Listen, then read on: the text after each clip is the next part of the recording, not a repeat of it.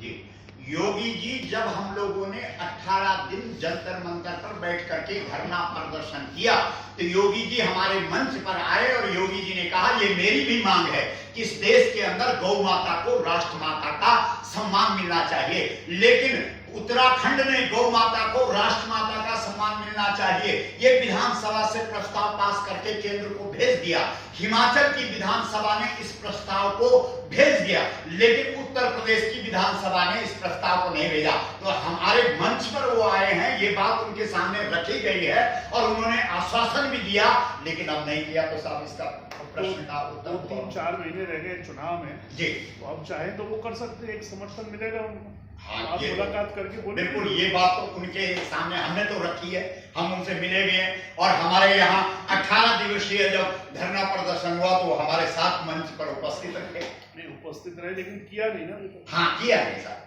ये तो अब चुनाव में उनको फिर आप बात करिए, अब तो चुनाव आ रहे हैं, कुछ कर सकते। बिल्कुल, वो तो हम कह रहे हैं, तो निवेदन कर ही रहे हैं। अगर पब्लिक का समर्थन, बिल्कुल आपके माध्यम से यही निवेदन तो हम कर रहे हैं कि इस देश की हर प्रदेश को गौ माता को राष्ट्र माता का सम्मान दिया जाए, ये हर विधानसभा को प्रस्ताव पास करके केंद्र को भेजना चाहिए, क्योंकि अब तो रास्ता बन गया ना। उत्तराखंड विधानसभा ने प्रस्ताव भेज दिया है, हिमाचल विधानसभा ने प्रस्ताव भेज दिया है, तो अन्य राज्य जो गाय की बात करते हैं उनको इसमें दिक्कत क्या है? हम तो गए हैं पूरे देश के अंदर, ऐसा कोई राज्य नहीं जहां हमने इस बात को रखा नहीं। प्रत्येक मुख्यमंत्री जी के पास हम गए, प्रत्येक जो यहाँ के महामहिम राज्यपाल जी हैं उनके पास गए और सब तक हमने अपनी बात को पहुंचाया। महाराज जी, मेरा एक सवाल है। मेरा नाम सुनील नेगी है और मैं आपके चुनाव में भी आपसे मुखातिब हुआ था उस समय।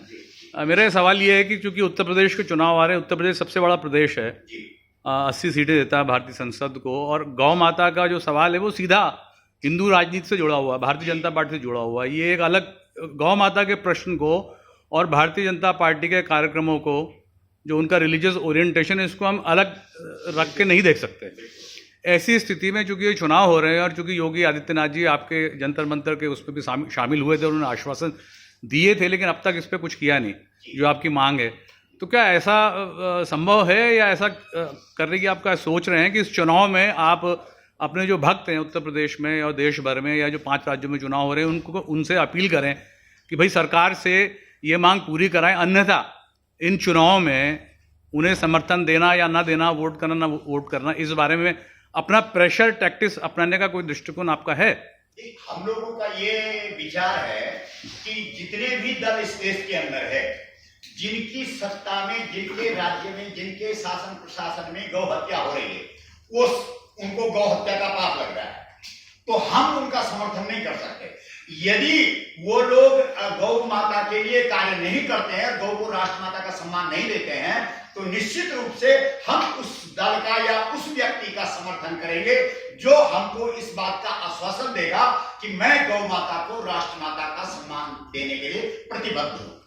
जी, लेकिन जो व्यक्ति अभी सत्ता में है वो तो कर सकता है ना। आगे तो निवेदन कर ही रहे हैं, अगर नहीं करते हैं तो हम कैसे उनको स्वीकार करें? तो विरोध करेंगे ना, अगर बिल्कुल विरोध करेंगे साहब। अभी तो उनके पास तो सिर्फ उससे हम लोग मतलब उसका समर्थन करेंगे जो गौ माता की रक्षा के लिए हमको आश्वासन देगा। तो ये 7 नवंबर आंदोलन का क्या मतलब कि चक्का बंद करोगे? आंदोलन था, परमिशन मांगी, अनुमति मांगी, लेकिन नहीं मिली, तो अब हमने ये निर्णय लिया है कि पूरे देश के हर जनपद में हमारे गौ भक्त 1 दिवसीय धरना प्रदर्शन करेंगे और जी वहीं से इस बात को केंद्र तक पहुंचाएंगे, क्योंकि यहाँ हमको परमिशन नहीं मिल रही। इधर किसान आंदोलन चल रहे, अब ये गौ आंदोलन भी आ जाएगी। हाँ जी, अब अनुमति नहीं मिल रही है तो हम कैसे, वो किसान नहीं प्रवेश कर पाए तो हम कैसे प्रवेश कर पाएंगे? हम तो वैसे ही गाय वाले हैं और जो देवता होता है वो देवता का गुण कुछ ना कुछ तो वो अनुसरण करने वालों में आता है। तो गाय का मतलब तो सरलता भी है, सीधापन भी है, कानून और उसका पालन करना भी है। नहीं, कम से कम संकेत रूप में तो इतना तो कर सकते हैं कि जो सांसद है जी, जो अपने आप को हिंदू बोलते हैं, सो कॉल्ड हिंदू, भाषण देते रहते हैं रोज हिंदू हिंदू हिंदू, तो उनको तो कम से कम एक ज्ञापन दे सकते हैं ना दिल्ली में। बिल्कुल, वो हम दे रहे हैं सबको ज्ञापन। तो आप अभी तक लोगों को, सरकार को, पूरे देश को तो आपने समझा दिया है कि गौ जो है ना वो गाय माता है जी। लेकिन ये किसी भी सरकार को अब तक आप क्यों नहीं समझते हैं? क्यों 2008 से आप काम कर रहे हैं, जी। काफी अच्छा अनुभव है आपके पास में, जी। एक सरकार को क्यों नहीं समझा पावा? देखिए, दो सरकारों को तो समझा दी जी, उत्तराखंड को और हिमाचल को। बिल्कुल तो ये इसका मतलब है कि हमारा संघर्ष कुछ न कुछ तो काम आया है। बिल्कुल। अब जो केंद्र की सत्ता है उसको हम नहीं समझा पाए, तो उसी के लिए इस समय 7 नवंबर को बहुत जोर लगाया था कि पूरे देश से करोड़ों लोग आएंगे। और ये हमारे गोपाल जी जो यहाँ बैठे हैं 9 महीने से, अर्जुन जी यहाँ पर बैठे हैं, तो ये जंतर मंतर पर 9 महीने से बैठे हैं इसी मांग को लेकर के कि गौ माता को राष्ट्र माता का सम्मान। अब कोई न सुने तो साहब उसे हम क्या करें? हाँ, वो क्या कारण है? इसका कारण हमको ऐसा लगता है कि गौ माता राष्ट्र माता ये इस देश के हिंदुओं का विषय है। और हिंदुओं की संख्या कितनी? 80 करोड़ है ना लगभग। तो 80 करोड़ में हम 80 लाख लोग लेकर के आते हैं, तो उनको लगता है कि 1% है जो हम समझे हैं। तो ठीक है, 80 करोड़ में जब हम कम से कम 20 करोड़ लोगों को तैयार कर देंगे तो सरकार को झुकना पड़ेगा, मानना पड़ेगा। तो हम भागने वाले नहीं, पीछे हटने वाले नहीं। महाराज जी, सरकार है, तो सरकार के अंदर जो खुद लोग हैं जी, वो तो खुद ही गाय भक्त है, गाय को गौ माता मानते हैं जी। लेकिन जब सत्ता में बैठते हैं तो ऐसा क्या कारण है जो जिस वजह से जो है इसको मानने को तैयार नहीं? हाँ जी, ठीक, आपका अच्छा प्रश्न है। हमारे देश के अंदर आसन बोलता है। जैसे हम लोग व्यास गद्दी पर बैठते हैं ना, तो हमारा व्यास आसन बोलता है। ऐसे राजा का आसन बोलता है, और राजा का जो आसन है वो सिंहासन है। और राजा किस आसन पर बैठता है? सिंहासन पर बैठता है। और जब राजा बोलता है तो राजा नहीं बोलता है, सिंह बोलता है। और सिंह कभी भी गाय के पक्ष में नहीं बोला है। उतारो ऐसे लोगों को। हाँ जी, हिलाना पड़ेगा। वही हम अपनी बातों को बोलते हैं कि भाई जब ये सिंहासन हिलेगा, जाई बैठी सिंहासन फूली, अति अभिमान त्रास सब भूली।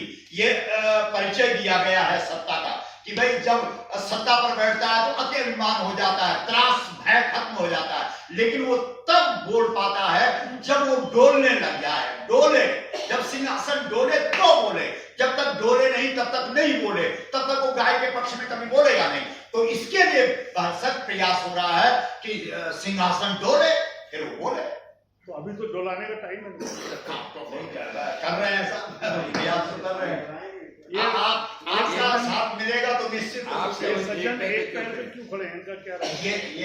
ये कहते हैं, ये पूरे देश के अंदर कन्याकुमारी से लेकर के और गंगोत्री तक, और आपके कश्मीर से लेकर के और रामेश्वरम तक ये प्रचार भी करते हैं। और जहां पर बात करते हैं अपनी तो खड़े एक टांग पर खड़े हो जाते हैं। इनको कम से कम 5-5, 6-6 घंटे, 8-8 घंटे तक ये एक पैर पर खड़े होकर के ये कहते हैं कि भारतवर्ष की जो आत्मा है वो तपस्या में सन्निहित है, और मैं तब कर रहा हूं गौ माता को राष्ट्र माता का सम्मान देने के लिए। इसलिए वो आपके सामने भी आए हैं कि भाई आप भी देख लो, हम लोग इस प्रकार भी पूरा जो हमारा धर्म भी कहता है कि भाई जप है, तप है, व्रत है, आराधना है, वो हम पूरे जो कर सकते हैं वो सब कर रहे हैं, अपने अपनी ओर से सब कर रहे हैं जी। अब जैसे ये हमारे भदौरिया जी पूरे देश के जितने भी धर्म प्रमुख हैं उन लोगों के पास जाकर के आए हैं, पूरे 2 साल घूमे हैं पूरे देश के अंदर। तो ये भी आज पहुंचे हैं, आपके सामने पहुंचे। तो हम लोग अपनी ओर से पूरा प्रयास कर रहे हैं। अब सामने वाला न सुने तो इसमें नहीं तो कुछ करना चाहिए ना। 2024 में भी चुनाव आने वाले। हाँ, इसीलिए हमने 23 रख दिया है जी, इसीलिए हमने 23 रख दिया कि ठीक है, अगर आप नहीं सुनते हैं तो 23-24 में चुनाव होगा, 23 की जनता फिर खड़ी हो जाएगी। और तब तक हम बताने लायक होंगे कि भाई देख लो, इन लोगों ने गाय के नाम पर लोगों को कहती, हिंदू तो बिना गाय के तो हो नहीं सकता। हिंदू तो अगर गाय को हटा दो तो किस बात का हिंदू? जी आप कितना भी बोल लो, टेक्निकली यू आर राइट जी, लेकिन यहाँ पे कुछ भी और भी कुछ है जिस चीजों को माना नहीं जा सकता है। हाँ, वो चीज क्या है वो सरकारी जानते हैं जी। तो इसलिए मैं आपसे मैं बता सकता हूँ कि 7 अक्टूबर को देख लीजिए क्या रिस्पॉन्स मिलता है। 7 नवंबर को अक्टूबर हो गया। 8 नवंबर को क्या रिस्पॉन्स मिलता है वो देख लीजिए, फिर उसके बाद ये इस चीज को, क्योंकि यहाँ पे टेक्निकली आपने जो कुछ भी बोला I agree with your point, उसके बाद भी बहुत कुछ है जो इस चीज को विचार करना जरूरी है। ठीक है। लेकिन सवाल मेरा है, हाँ उत्तर भारत में बात करूँगा, साउथ के लोग यहाँ कई पशुपालक समाज है जी जैसे गुर्जर जी है, यादव जी है, जाट लोग भी बहुत हैं, अच्छा। जो बहुत ज्यादा गाय पालते हैं। जी क्या आप इनके भीतर भी गए कि भाई गाय को आप पाले रहे हैं, आपके सड़क पे छोड़ देते हैं, वो कैसे इसमें शामिल हुए? इस मूवमेंट में कुछ हुआ इस पहले? नहीं, हम गए तो हमने उनसे ये जानने का प्रयास किया कि तुम क्या समझते हो, क्या है ये।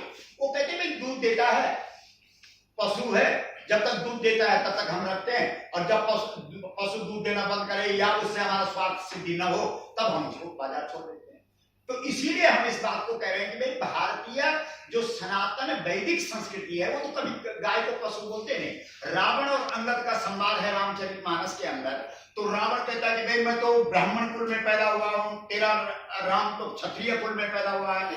जब राम रामेश्वरम शिवलिंग की स्थापना करते हैं तो मुझे बुलाते हैं, जब मैं संकीर्तन करता हूं तो शंकर नाचते हैं, तेरे राम जब संकीर्तन करते हैं तो बंदर नाचते होंगे, इसलिए तेरे राम की और मेरी समानता कैसे हो सकती है, तू असुर मुझे कैसे कह रहा है। तो तब अंगद जी कहते हैं कि तुमसे बहुत बड़ी भूल हो गई, तुम यद्यपि विप्र वंश में ब्राह्मण वंश में पैदा हुए लेकिन तुमसे अपराध हो गया। उसने कहा क्या अपराध हो गया, तो वहां पर चौपाई गोस्वामी तुलसीदास जी ने कहा राम मनुज कसरे सटभंगा धन्वी काम नदी पुनि गंगा पशु सुरधेनु, क्योंकि तूने जो सुरधेनु है, जिस धेनु में संपूर्ण 33 करोड़ देवता सन्निहित हैं, उसे पशु का दर्जा दिया। क्योंकि रावण कहता है यही देश धेनु दुज पावे, नगर गांव पुर आग लगावे, जहां गाय है वहां आग लगा दो, क्योंकि उसकी दृष्टि में पशु है। तो तूने गाय को पशु समझा है, इसलिए तू तेरी असुर संज्ञा मानी गई है, और तूने गंगा को नदी माना है, इसलिए तुझे असुर कहा गया। तूने राम को मनुष्य समझा है, इसलिए तू असुर माना गया है। तो कुल मिलाकर के हमारी जो वैदिक संस्कृति है, हमारा जो सनातन धर्म है, वो कहीं भी किसी भी स्थिति में गाय को पशु के समानांतर नहीं रखता है। वेद का मंत्र है गोस्तु मात्रा न विद्यते। अगर आप गाय के बराबर में किसी पशु को खड़ा कर रहे हैं तो बहुत बड़ा अपराध है, बहुत बड़ा पाप है। इसलिए हमारी संस्कृति ने, और अब जब सरकार ने उसको पशु का कानून लगा दिया है, तो हर व्यक्ति जो सामान्य व्यक्ति है वो सोच रहा जानवर है, जब तक हमारा स्वार्थ सिद्ध होता है तब तक रखो, जब स्वार्थ सिद्ध न हो तो इसको हटा दो, घर से निकाल दो या दे दो, कहीं बेच दो और कटे। ऐसा मूल समस्या पशु बनने पर है। अगर गौ माता को माता का सम्मान मिल जाता है तो फिर माता को कैसे काटा जा सकता है, और अगर गाय पशु है तो उसकी सुरक्षा कैसे हो सकती है, क्योंकि पशु काटने के तो कानून है देश के अंदर।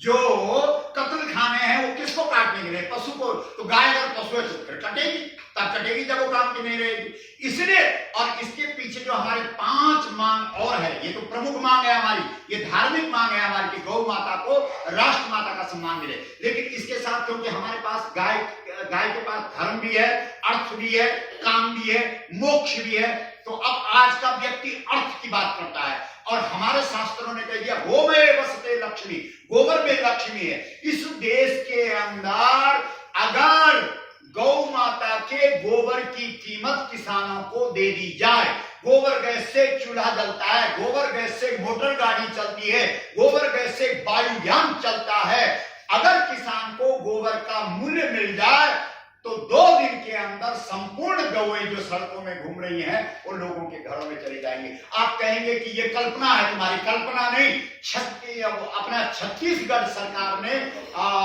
गोबर का मूल्य दे रही है। छत्तीसगढ़ सरकार अपने जो किसान है वो गोबर का मूल्य दे रही है। इसलिए हमारी मांग है भाई गोबर का मूल्य दो किसान को, ये अर्थ से संबंधित मांगे हैं हमारी। और इस देश के हर बच्चे को गाय का दूध पिलाओ। संस्कारहीन क्यों हो गया आज समाज, क्योंकि हमारे यहाँ संस्कार की जो भूखी है वो गाय के दूध में सन्निहित है, मतलब उसके साथ जुड़ी हुई है।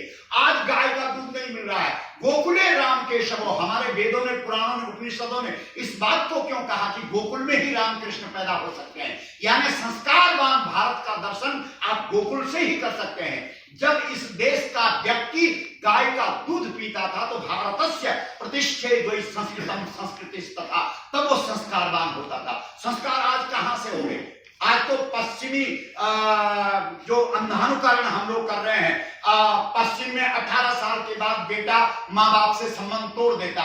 इस देश की संस्कृति है प्रातःकाल उठ के रघुनाथा मातु पिता गुरु नावई माथा। कहाँ है वो संस्कृति? ये जो बूटी है, ये जो भुट्टी है, ये गाय के दूध के साथ इस देश के लोगों को मिलती थी। अब वो भुट्टी मिल नहीं रही है, अब तो सब पश्चिम का अंधानुकरण हो रहा है। गोस्वामी तुलसीदास जी ने जब जेहि दिशि भ्रम भयउ खगेशा पश्चिम दिशि उदित दिनेशा, बोला जब समाज भ्रमित हो जाता है तब उसको सूर्य की किरण प्रकाश पश्चिम की तरफ दिखाई देता है। मतलब वो सोचता है कि पश्चिम से सूर्योदय होगा, पश्चिम से विकास होगा, पश्चिम से भारत का उदय होगा, भारत का कल्याण होगा। लेकिन ये कब होगा? जब समाज भ्रमित हो जाएगा तब ऐसा बोलेगा। अन्यथा जब जब पूरे विश्व का कल्याण हुआ है तब तब सूर्य पूर्व से ही उदय हुआ, यानी पूर्व की और उत्तर की संस्कृति ने संपूर्ण विश्व का कल्याण किया है। इसीलिए हमारे ऋषियों ने कहा सर्वे भवन्तु सुखिनः सर्वे सन्तु निरामयाः सर्वे भद्राणि पश्यन्तु मा कश्चित् दुःख भाग् भवेत्। उन्होंने ये बात कही। सर एक बाबा जी है